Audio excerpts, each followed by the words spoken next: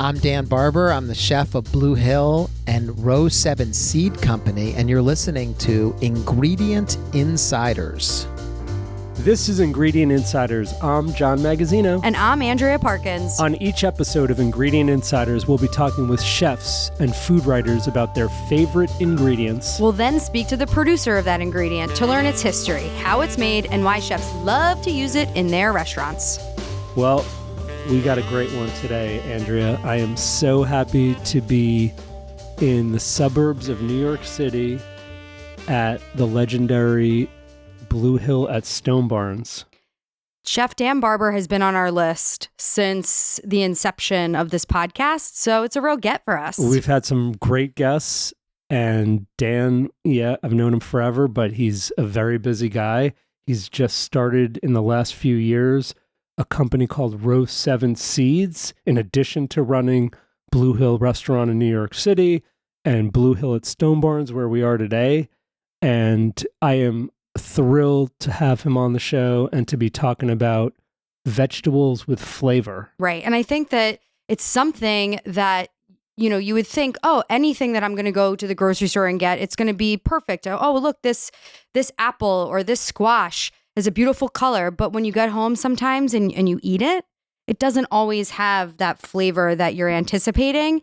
And I think what Row 7 is doing is looking at vegetables from flavor and nutrition instead of mainstream farming, looking at strictly yield. And they're taking it all the way back to the seed level. Mm-hmm. So this is going to be a great conversation, and you don't want to miss it. Dan Barber, Row 7 Seeds. This episode is in partnership with the Chef's Warehouse and produced by Gotham Production Studios in New York City. Oh, this is great. I'm so happy to be out of the kitchen. I mean, Thank you for taking me out of the end. Look at, you get the look out of the field. That was, that's we're looking at the vegetable field. It's 10 acres, but you know, what runs outside of this room is the corridor where the manure was transported from the milking, which happened in the dining room. And then the manure, see that track right there, ran into the manure shed. So what we're looking at right here is the manure shed. And that's where he dumped all the manure. And then the manure would go from the manure shed out into the fields.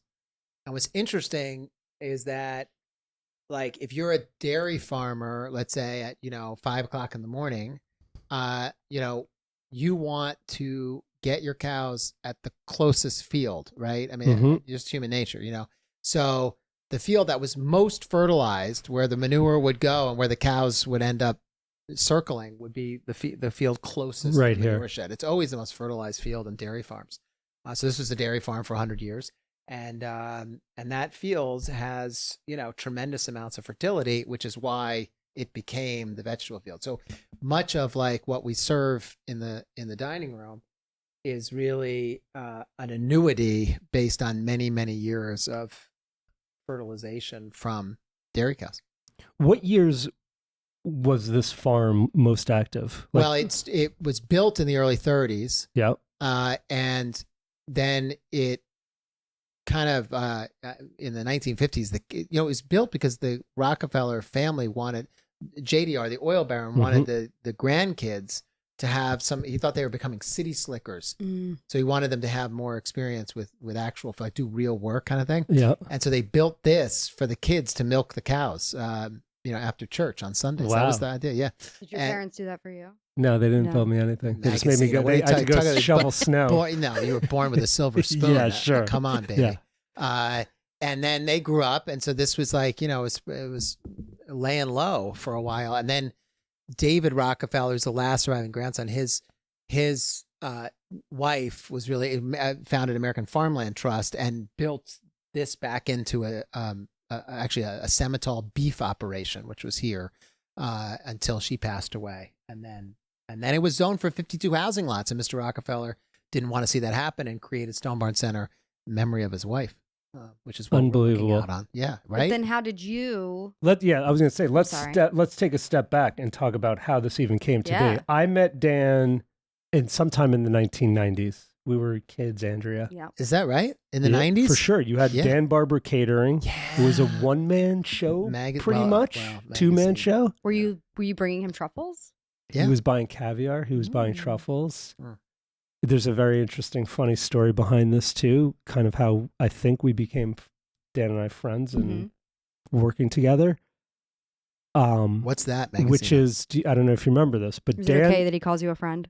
are we friends? Are we still? Are we Well, friends? tell me the story first. Yeah, let's So Dan bought caviar for an event that he was doing, and Oh, is this- he okay. had before Okay. before he was Dan Barber, Mhm. the legend.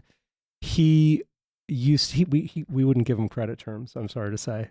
If you're a young chef and you don't get terms with us, don't Dan feel Barber bad. was COD. Dan Barber used to pay with a credit card too. Yeah, man. So I back in the day, Dan paid with credit card, and one of the folks in the accounting team, instead of charging him, I don't know what it was, $1,000 for the tin of Osetra caviar, accidentally charged him $10,000 for the tin of caviar. And I went on a date. He went on a At date. First, I went on. I took if I someone out remember to dinner. correctly, Yeah. you went to Allison on Dominic. Yeah, man. Nice. See, I have a nice good memory. job, I have a dude. good memory. Yeah. So I have nothing left except no eyesight, no hair, Yeah, but I you have can't a see, memory. but you. Tom Valenti was probably the chef then. Dan goes on a date. What Was this an happens on your important date? date? Well, it was a first date. I thought it could have been important. I don't know. I mean, Do you remember who you were with? yes, I remember. And she was just aghast when the guy comes back with the credit cards. It had been declined. His It card was out of a got movie declined. because I was like, well, that's impossible. Could you run it again? I was literally out of Did you start a like rom-com. sweating, like nervous? At first, no, because I really thought they had made a mistake. You know, I'm pretty Right. good with my credit. So we had made a mistake, put his card over the limit the same day he goes out on this date. Yeah. He calls me the next morning. I was and we didn't so know pissed. each other. I would be we pissed barely too. knew each other. And he told me that I was like, I was so You actually were mortified. legitimately, you were sorry. I and was I was like, oh, this guy's mortified. pretty okay. He's actually sorry. I thought you were going to be like, what do you want me to do? Yeah. It's not me. It's an accounting. Exactly. You took full responsibility. I ran And over was to the like, accounting team. I'm Yeah. like, can you please clear this up? I was ready to call Allison and Dominic and be like, no, it's our mistake. But anyhow, we got that squared away, and the rest is history. yeah, we became. And I still, that was when you had Dan Barber Catering, and then obviously you'd work for some incredible chefs around the world. David Boulay, I think, was one of your Yeah. big yeah, influences. huge. Then Dan and I had, a rapport going, and he told me he was going to open a small restaurant in Greenwich Village called Blue Hill. And I was telling Andrea about this on the way over here. I still remember friends and family. I got invited to friends and family at Blue Hill Stone Barns. And No, I Blue had Hill, New York I'm City, sorry, I'm long saying before Stone Blue Barns. Hill, Yeah, sorry. yeah, Blue Hill, New York City. yeah. And I can still remember where I sat. I remember having these like amazing, very simple mashed potatoes. Mm. And I think it was a chicken breast or a duck Yeah, breast. you said it was chicken breast. And I was like, this restaurant is going to be good. Did you say that, Magazine? I Or swear did you make I fun said, of me? I swear I did not. I One never or made the other. I never made fun of you. Yeah, okay. And then things happened. And then I remember years later, Dan called me and said, I got an opportunity in Westchester. And he started to tell me about it. And how did that come about? When Mr. Rockefeller came to eat in my restaurant. Okay, that's nice. Yeah. And he was looking for a chef. He was looking for a place that he could have, his weekend place was right over here. So he wanted a place he could go out to dinner when he was here, really. But the truth is, like, he wanted to preserve this from 52 housing lots, and he wanted a place to eat. Because this for was a dinner. farm that was kind of It just Was in it functioning disrepair. or it was was functioning it? with some beef cattle. That's Okay. it. But very, very low. But these That's all. beautiful buildings that Were were pretty in, empty, were they yeah. falling apart? Was no, I mean, they kept them, but they weren't looking like this. No. Yeah. Yeah. But my question is, was it a dream of yours to do something like this when that opportunity? The dream was not to move, to Westchester for Blue Hill or create another restaurant in the middle of Westchester. Back then, a restaurant in Westchester, I mean, even today, it's like, does that really make it? Do people Right. go out to eat in Westchester? Yep. Will they support somebody? So it's a big, this isn't exactly in the beaten path of any town. So it's like, it was very risky. But having the Rockefeller family as a partner, is a kind of an assurance, some kind of insurance. And my hope was to, like, Blue Hill was named after my grandmother's farm. So, the whole spirit of Blue Hill was to bring the farm to the restaurant. And then this was a way to situate the farm in the middle of the restaurant in the middle of a farm. So it's like, it wasn't a dream, but it was a nice build on what the dream was. That's for sure. And this is a time in America where we'd heard of farm to table, and Alice Waters was Sure. doing her thing on the West Coast, working closely with farmers. But in New York, in metropolitan New York area, for the most part, especially New York City chefs, they weren't very close to the food that they were selling. And so this really was a demonstration place of what it could be, right? A direct connection with a farmer. There were people going to farmers market, so that had started. Actually, it really sort of blossomed in those years. And so, Mr. Rockefeller was convinced that a place that demonstrated this idea was a winning combination, both for restaurants, but also for, a moment that had come. And, you have to think now it's 30 years later since that first conversation with him. And farm to table is kind of in a rut a little bit, that's the truth. I mean, it was the most exciting social movement for a long time. You had, Michael Pollan's writing and the Obamas came in with the White House garden, and, it was just everybody. It felt like the world was changing. And, I talked to Michael Pollan recently. He said something very, very simple and straight. He said, I don't think we ever really understood how powerful big food is and how quickly they shut down what was really a movement. And I don't know about shutting down might be too strong, but we are in a very fraught moment right now because, I have this seed company called Row 7, which we should talk about, but, we're growing vegetables on the East Coast and also on big farms on the West Coast. And now that I've gone out and visited them, it's really striking how precarious our production of food is in this country. And you see it up close because most of our food comes from the West Coast, especially vegetables. And holy cannoli, it's between water and labor and transportation costs, the idea that we are going to continue to produce a food supply, an organic food supply for this country is really become a question mark. Yeah. So this is a timely conversation we're having now. It's like our trip to California, John. I mean, we did 2 weeks with the California Milk Advisory Board. Yeah. And we got to visit, Strauss, yeah, organic dairy. And it's crazy how it went from hundreds of farms to less than 20 family farms now. Yeah. That all happened in 20 years. Yeah. That's what I'm saying. It's at the apotheosis of the farm to table movement 20 years ago, we were thinking the whole world was changing. And now here we are 20 years later, and big farms have only gotten bigger. Is that why you decided to start Row 7?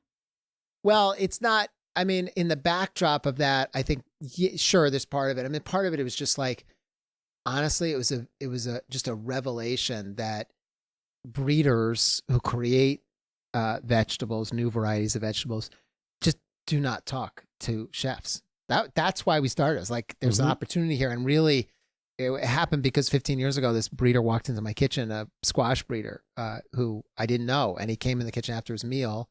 I invited him in. He had a meal. I invited him in, and I said, "If you're a squash breeder, how come you don't breed a butternut squash that tastes good?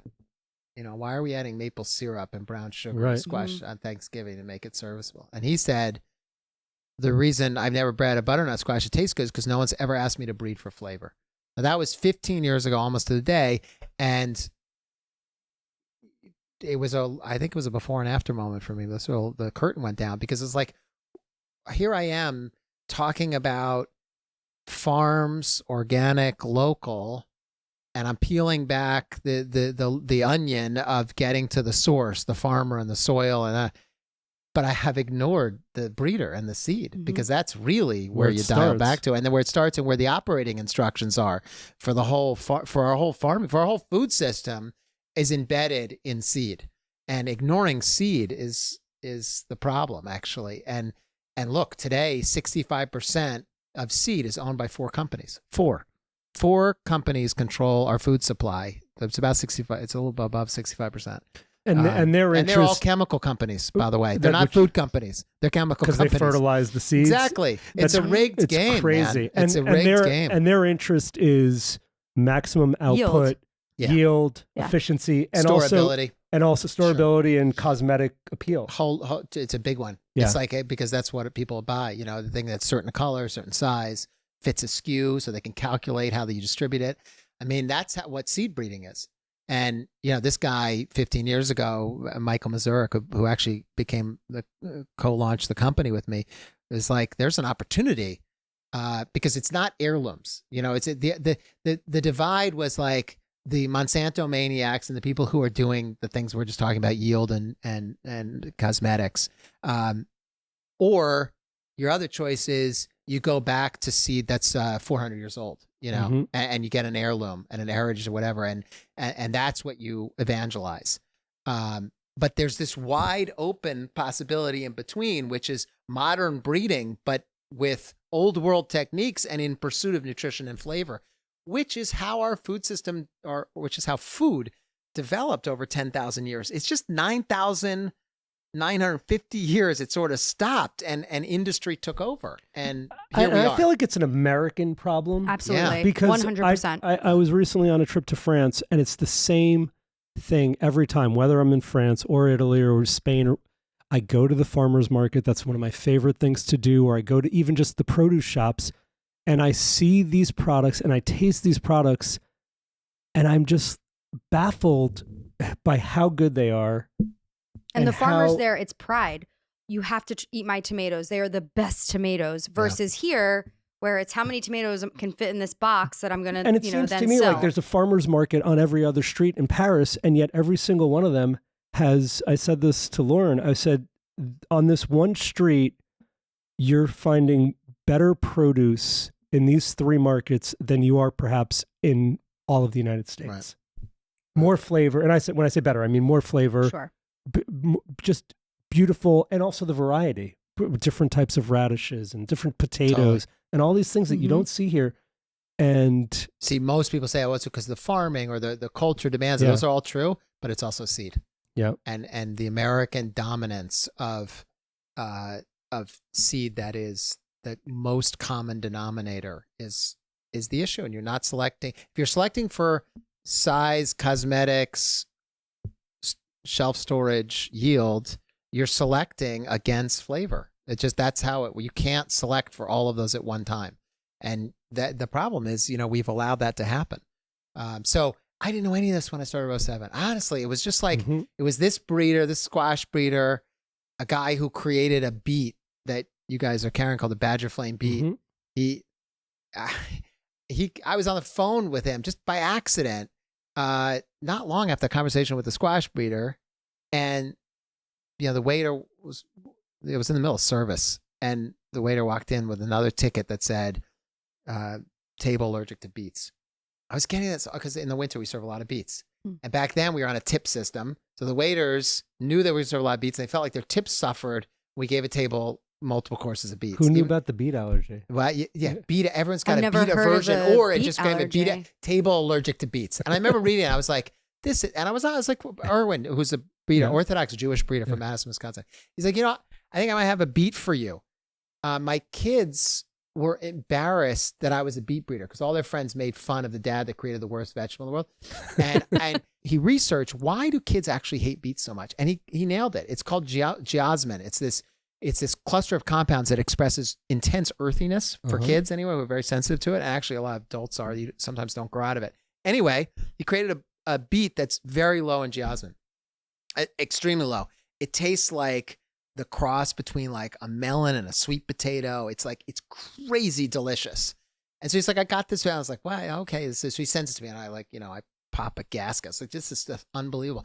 And the industry says nobody will do that. It's shaped. First of all, nobody will take a beet that's shaped like a yam because it looked like a sweet potato.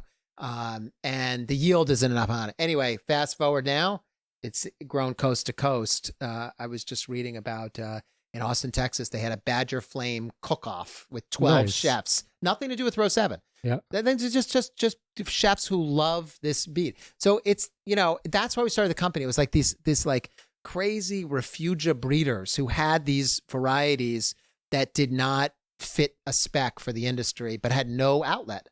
And so that's why we just did it for a handful of them.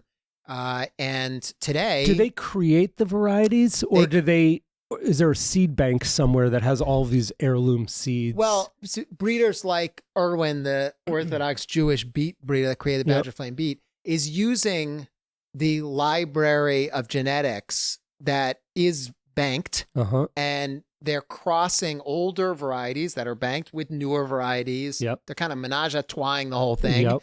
with a desired outcome. And if the desired outcome is low geosmin, it's a very different outcome from how beets are usually bred. Yep. And the today, here we are. When did we start the company? 6 years ago. I think I get a call every couple of weeks from a breeder around the world saying, awesome. I have this new product. I've got something. I used to, whenever I met a breeder, I would say the first question was, what are you throwing away? Because it's always the thing that the breeder's saying, I got to throw away, but I'm hanging on because I just love it so much. I planted in my garden. If I could tell you how many of those conversations I've had, it would blow your mind. It is crazy. And the reason they are being asked, told to throw it away, or have to throw it away, is the industry doesn't want it. The reason they're saving it is because it's so delicious or nutritious, or both, that they're, want their kids to have, or whatever the reason is. And it's like, okay, there's the company. But what I get now it's, we have this one called garlic, sweet garlic. That's the cross of a leek and a garlic, love child of a leek and a garlic. That was done by this guy, Hans Bangers, in the Netherlands. So Hans is like this incredibly brilliant alien breeder. It's like, he's like this Stephen Curry of like aliens. I mean, this guy nails it. I mean, if you've eaten an onion in the last, week, it probably came from one of his programs. And he's really very well known. Anyway, so his like Rosetta Stone is the love child of a garlic, because crossing garlic and leek is what's called impossible cross, an outcross. Doesn't work. No one's really ever done it. And he set out to do it, and do it so that it could be scalable. And he nailed it after 10 years of research. And who knows how many gazillion dollars went into that. And chefs are going crazy for this. I was in San Diego. But hold on. But just let me. But what's interesting is the president of this company, that is that ushered this in, called me and said, we have this thing, the garlic. We don't think there's a market for it, but it's very good. I had it for dinner the last time I was there. I was like, of course there's no market for it. It's a new vegetable, right? But if you're calculating it from the industry point of view, what's the cost to bring it to market to get market share versus what you would get in the margins or whatever? I was like, whatever, dude, this thing's fucking delicious. Yep. And then we started giving it to other chefs. It's crazy. And here we are today. It's being grown up and down the East Coast and up and down the West Coast. And it's really phenomenal. But it's just an example of like what would have been in the trash heap. So we're kind of, the Row 7 is kind of the Ellis Island of all these rejects that have no reason to be rejected. The island of misfit toys. Yeah, misfits, Yeah. off specs. And what's an off spec is usually something that's shockingly delicious. This season of Ingredient Insiders is brought to you by Bizzini Nuts, a name synonymous with exceptional quality and taste in the world of gourmet nuts and dried fruits. Whether you're crafting a Michelin star-worthy dish or just whipping up something delicious in your home kitchen, Bizzini's premium selection is designed to inspire your culinary creativity. Elevate your dishes with the rich texture and flavors that only Bizzini Nuts can offer. From toasted almonds, perfect for garnishing, to pistachios that add a crunch to your salads, Bizzini has everything you need to enhance your recipes.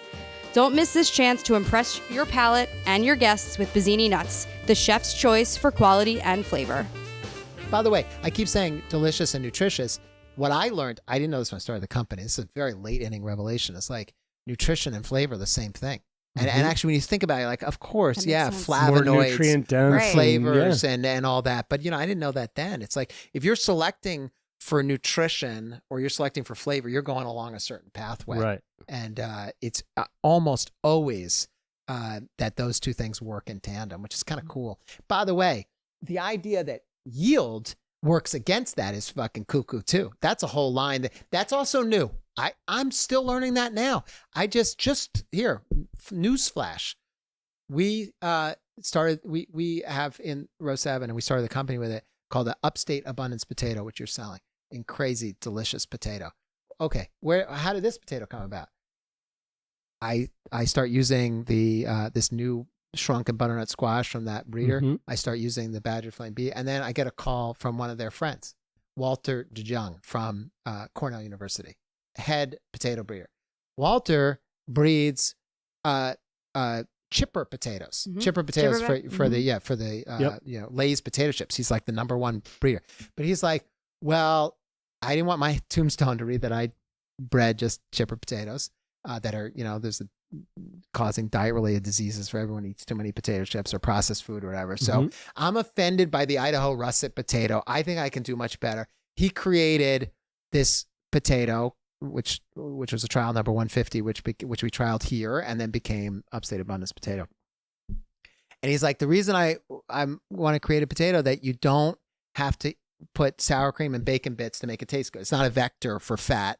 Actually, it has flavor. Like the French potatoes, the Italian, it's not actually groundbreaking, but for America, it's groundbreaking. Yep. Anyway, it is the most delicious potato. Okay, the reason I'm telling you this is about yield. So now here we are growing it on huge farms, like no joke, not on the East Coast, but on the West Coast, like in Idaho and stuff. So really big. So our calculation for this first year was Upstate Abundance was going to yield about 20,000 pounds for this season. And we just got the numbers last week, 44,000 pounds, more than double the expectation and more than quadruple the flavor of any potato you've ever tasted. And that's an example of like this whole thing they sell you of like, oh yeah, if you want to have flavor, you got to be heirloom and it's for the 1%ers and it's, it's elitist. It's such bullshit. Right. It's there for the taking actually. And it's this whole thing with potatoes, like a whole nother, it's like a separate conversation. It's like, I also learned this. I didn't know this, that if you buy baby potatoes, you're buying a full-size potato that's planted very close together so that they never reach maturity, and you're getting an immature potato, which is why they don't taste like anything. Right. They don't have any nutrition, but they all look the exact same size because they're crowded together exactly the same way. This Upstate Abundance, actually the reason it tastes so good is it's fully mature. It's fully mature, and yet it's the only potato on the market that's fully mature, and that's a baby potato. It's amazing. And the potato thing is interesting because I think a lot of people also just take for granted that a baby potato doesn't have a lot of flavor. Right. Again, another trip Or I we've took just in my gotten so life. used to it that we accept you accept it. right? I will never forget a trip to Scandinavia where I had something and the Swedish people were raving about almond potatoes. They kept talking about almond potatoes and they, the midnight sun helps the way they grow. And these are like baby potatoes with enormous amounts of flavor and very simple. And you don't need any of the bacon bits or the sour cream or the cheese or anything to make it better. It just tastes good. But is there and we are anything- deprived of that in this country until someone like row Dan 7 comes around with row 7. But like so you got more than double the amount of yield. Yeah. Is there any like takeaways that can help mainstream farming? Or is it like it's either this or that? Like how do we transition for the future? What's fascinating also, yet another very late learning, is that in order to grow these varieties that I'm talking about, you need the farmer to concentrate very carefully on the fertility of their farm, which makes sense. If you're tasting something that's filled with nutrition and flavor, the soil's got to give it up. It's got to be there to express the genetics. You could have the best genetics of the world. If you don't have the soil that's right, it won't express the genetics. That's another key component to this. So it's not just breeding. It's also got to work with the right farmers who are willing, challenged, and excited to figure out the kind of fertility requirements that give you the potato that I was just describing. Yeah. So is there a lesson in that? The question is there a market? Right. That's the question. Is there a market for that? If there's a market, then farmers will happily do that. But right now, it's a race to the bottom. But I think there is a market. I do think too. a company like ours is living proof that there's a market for high quality products. Do you know how many people call us every week? Do you have row 7? Do you have row 7? Really? That's But great to hear. So- I think there's a definite need now, and I understand the shelf-stable idea of conventional vegetables. I don't agree with it. I understand the yield and efficiencies that these big farms need for putting into giant supermarkets, but for white tablecloth restaurants in the United States, for high-end restaurants, or even any restaurant that cares about quality, they don't have an outlet unless they have a friend who's a farmer. Right. That this fills a need. So I think it's really exciting. I'm curious to know what else you guys are growing, like what's in the hopper as far as other seeds and other vegetables and fruits. We just released this crazy lettuce called spinach lettuce, which, okay, here's another one. Monsanto breeder, he's the evil guy or whatever. He's the head lettuce breeder for Monsanto for many years. He left, didn't want his tombstone to read, I bred iceberg and romaine. And he said, there's a nutrition crisis in the U.S. The number one eaten vegetable in the U.S. is lettuce. And I can breed a lot of nutrition into lettuce, and it'll be like a Trojan horse into people's diets. So I saw all I experienced was like these phenomenal flavors, So once again, nutrition and flavors, the same thing. What we said about potatoes is the same thing with lettuce. Why do we feel in order to enjoy a salad, you need to have the ranch dressing? You're sort of smothering these greens with fat and flavor instead of the greens speaking for themselves. A little olive oil and a squeeze of lemon juice. Talk about Italy, the greens and the culture there. But by the way, I was saying this Monsanto breeder leaves, he does it, and he's doing it for nutrition. I'm looking at it like there's the most flavorful, most intensely flavored lettuces I've ever had, and I've had a lot of incredible heirloom. Amazing. Yeah. And so when I was there in this Willy Wonka little farm he has of new varieties that he's creating, I just passed this thing that looked like spinach. I was like, oh, I didn't know you're breeding spinach as well. I said, no. That's romaine lettuce that I've made look exactly like a spinach head. That's so cool. So just deep green leafy lettuce. Yeah, because he's taken romaine and he's basically opened it up so that it soaks in, it photosynthesizes. So the green is like intense ass, like really dark green. And the nutrition on this thing. Oh, so I had dinner with him that night. I made him like a spinach lettuce salad, and he was like, and I was running to the airport to come back, and he was like, literally like on the way out the door, he's like, yeah, this spinach lettuce, it has the equivalent of a bowl of the equivalent nutrition of a bowl of spinach.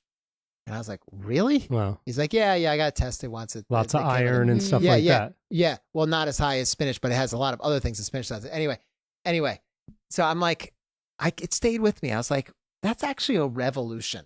Like, you eat a salad and you're saying it has like the same nutrient density as the most nutrient dense vegetable in the world.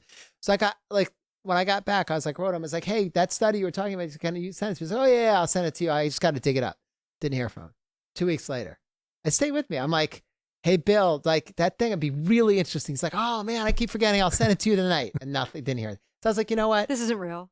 No. This is a farmer. Yeah. This is a farmer. Yeah. But I was like, okay, give the guy a break. He has this unbelievable lesson. So he was exaggerating a little bit, but it stayed with me. And then we were like going to release it. So I was like, okay, I'm just going to throw some money at this. I'm going to get a nutritionist to test this. And we did it. And I've been using the same nutrition guy. He's awesome. This guy, Ben Villett in Arizona. Anyway, he calls me as a first. I've never talked to him. That's what I realized. I've never talked to him, worked with him for years. Calls me on the phone. He's like, I've never seen anything like this. And I was like, what? I forgot. Yeah. And he's like, that spinach lettuce thing you sent me, it has the same equivalent nutrition as a bowl of spinach. Wow. That's awesome. And he showed me like on a chart, like stocked. Anyway, that's the kind of thing that we have. But how many products do you have in the line? I mean, we have a research farm where we're doing a lot. Okay. There's a lot. But is it something where there's like minimal quantities? So like we have X cases, or I mean, I only some stuff I only have like one of. Yeah. I mean, it's like, it's yeah. I'm not. Then they need to be scaled so you can have seed available to do it on the kind of scale we're talking about. It's very. But the chefs across the country now can find garlic. Yeah. Honey nut squash. The badger. We're at honey patch squash, which is the honey nuts next generation. Oh. Yeah, it's interesting. Kogi nut, which is the next generation beyond that. Yep. That's more of like actually restaurant size. I think Kogi nut might be the best squash there is out there because it's for chefs.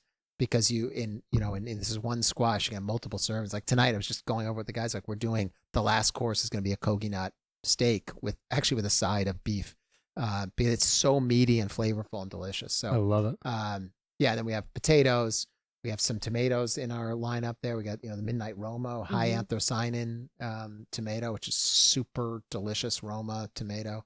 A baby like cocktail tomato, which everybody loves, but I always find them to have no flavor unless you're at a farmer's market. Mm-hmm. How do you manage the farming of this? Because you provide the seeds to various farmers. How does that the business end of it work? So we contract with these farmers, and then we contract with Whole Foods and we sell it through Whole Foods retail. But then there's a whole wholesale component of which we're contracting with farmers and guaranteeing them a certain price and the rest of it.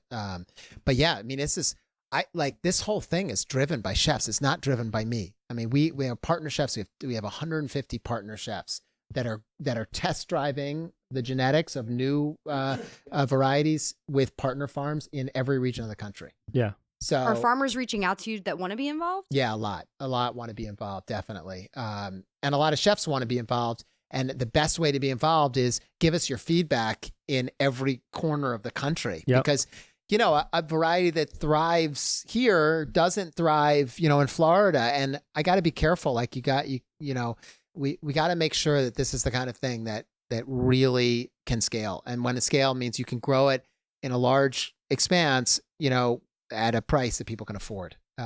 It's a little bit more expensive than organic vegetables, but I think you get a lot more nutrition and flavor. Yeah. Is there anything you won't grow? Like, is this an open table for any vegetable, any fruit that you think you can make better? Will Row 7 do it? You mean, what are the things I would say No to? Is there anything you'd say no to, or is there things what that I'd you're say like, no to is yeah. is something that's patented. Yeah. It's like genetics that are patented. Yeah. Or GMO or CRISPR modification. Yeah. We don't do any of that stuff. Corn? I mean, we're going to release a corn that it's going to blow your mind. Yeah. All traditional breeding. Yeah. Because that's the fallacy. It's like this whole thing of like you need GMO modification to make food, scale right. It's such bullshit. It's like we're doing stuff our great grandparents were doing. We're just doing it with computers, and you can see stuff now and predict in a way that you couldn't, even 10 years ago. So the idea that you can't use old world breeding, which is just taking a variety A as the one parent, a variety B as another parent, and create an offspring, and do it at scale. That is an old idea, is preposterous. What is actually true is that to do that, it's very hard to own it. Put a fence around it and have a patent around it, and that's why GMO is so important, because through genetic modification, you're inserting a foreign gene into the plant, and you are creating something that is differentiated and therefore ownable for a certain period of time. That's very valuable, but I don't know. It doesn't interest me.